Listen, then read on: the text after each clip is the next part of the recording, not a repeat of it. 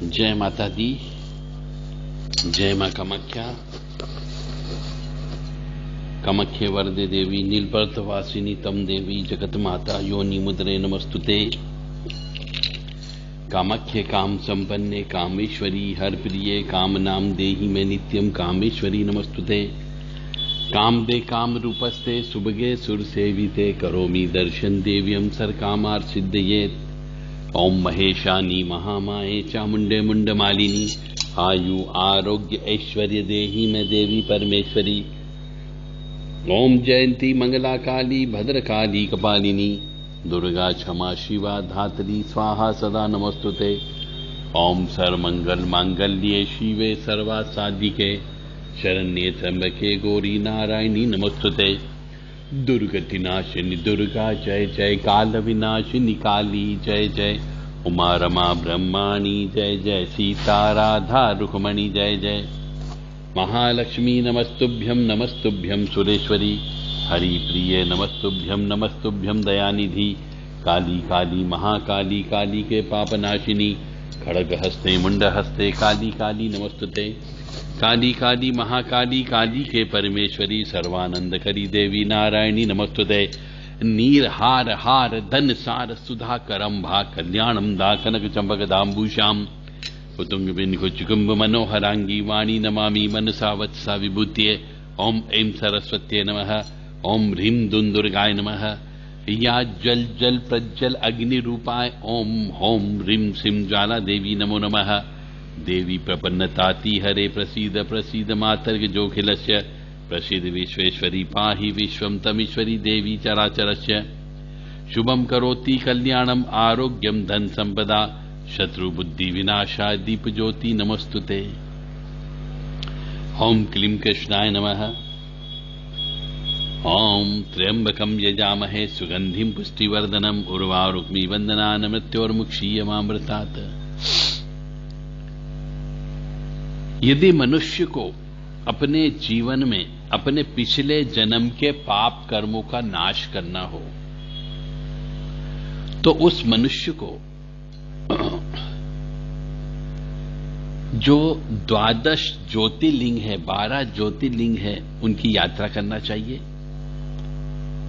51 शक्तिपीठ है, उनकी यात्रा करना चाहिए। सप्तपुरियां हैं, उन पुरियों में जाकर के स्नान ध्यान और पूजन अर्चन और दान धर्म करना चाहिए। और 4 धाम बनाए गए, उन 4 धाम की भी यात्रा करना चाहिए। और हर जगह जाकर के कम से कम एक दिन अवश्य, एक रात अवश्य रुकना चाहिए। यानी 24 घंटे का वास उस पवित्र नगरी में अवश्य करना चाहिए, जिससे आपके पापों का नाश हो सकता है। तो जो भी मनुष्य जिसको नहीं मालूम कि मैं पिछले जन्म में क्या पाप कर्म करके आया, परंतु जीवन में उसे हर कदम कदम पर यदि कष्ट की प्राप्ति हो रही है, उसका कोई जन्म तारीख नहीं है, जन्म स्थान नहीं है, तो ऐसे मनुष्य को इन तीर्थ यात्रा पे जाकर के पूजन अर्चन जप तप करना चाहिए, जिससे पिछले जन्म के पाप कर्मों का नाश हो जाता है और वह व्यक्ति सुखी रह सकता है।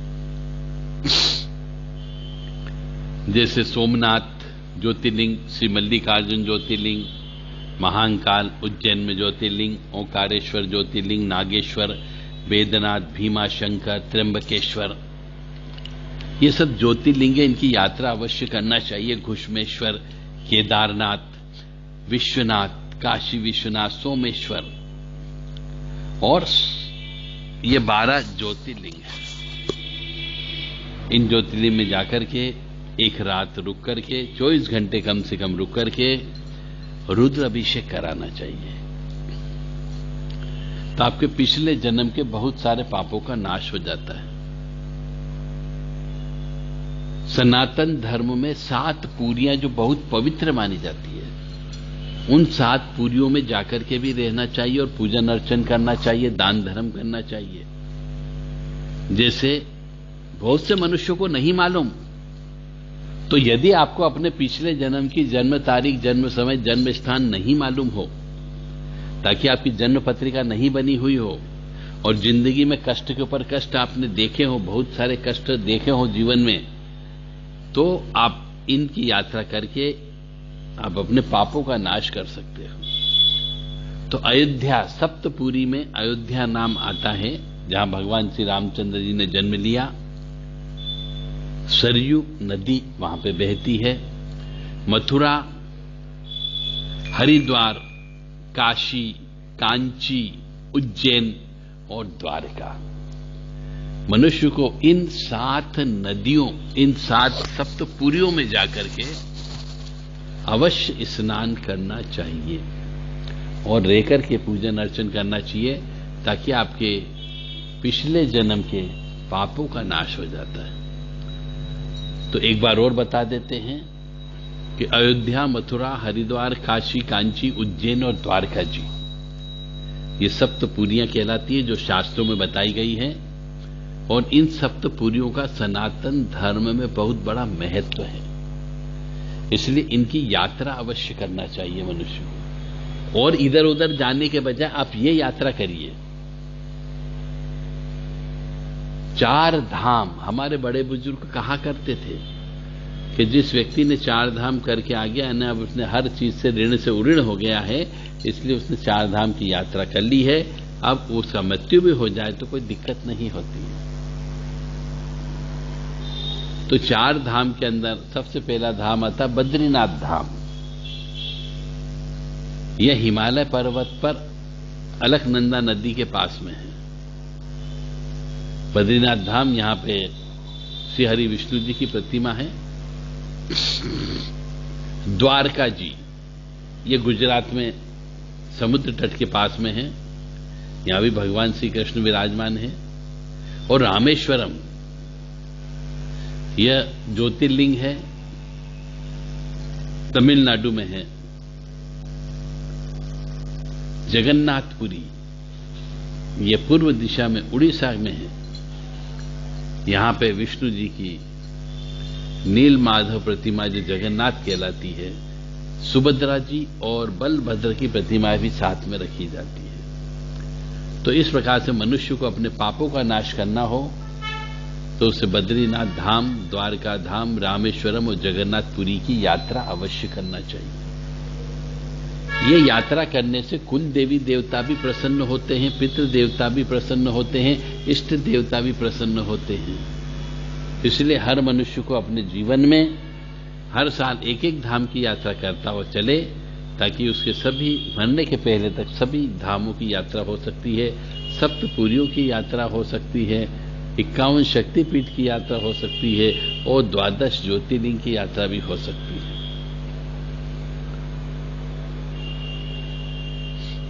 तो रामेश्वरम, जगन्नाथपुरी हो गई।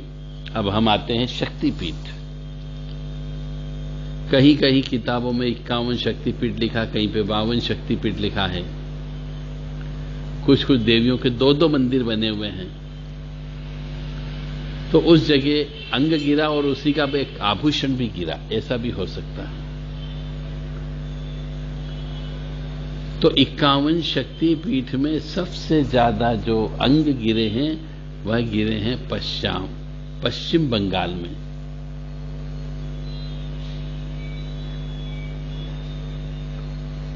अब पश्चिम बंगाल में 10 शक्तिपीठ का वास है। कलकत्ता काली जी का है, वर्धमान के अंदर युगाधा है, जलपाईगुड़ी में स्त्रोता नाम की देवी जी है, केतुग्राम में बहुला देवी है, दुबराजपुर में वक्त्रेश्वर है, नलहटी में नलहटी देवी जी है, नंदीपुर में नंदीपुर है, लाभपुर में अट्टहास नाम की देवी जी है, बड़ा नगर में किरीट नाम की देवी जी है और मिदनापुर के अंदर विभाष नाम की देवी जी है। तो सबसे ज्यादा बंगाल में शक्तिपीठ है। मध्य प्रदेश में भी 3 शक्तिपीठ के नाम आते हैं। हरसिद्धि माता जी उज्जैन, शारदा मंदिर मैहर और चंडी तारा चंडी मंदिर अमरकंटक। तमिलनाडु में भी 4 51 पीठ में से 4 पीठ हैं। कन्याकुमारी, रत्नावली, भद्रकाली संगम स्तन में और कामाक्षी देवी जो है ये मेन है। बिहार में भी 4 शक्तिपीठ हैं। उत्तर प्रदेश में 3 शक्तिपीठ है। राजस्थान में 2 है, गुजरात में 2 है, आंध्र प्रदेश में 2 हैं, महाराष्ट्र में 2 हैं, कश्मीर में भी 2 हैं, पंजाब में अच्छे हैं, ज्यादा लोग हैं। इसीलिए इन शक्तिपीठ की जाकर के पूजन अर्चन करने से पापों का नाश होता है और मां भगवती की कृपा आपको प्राप्त होगी।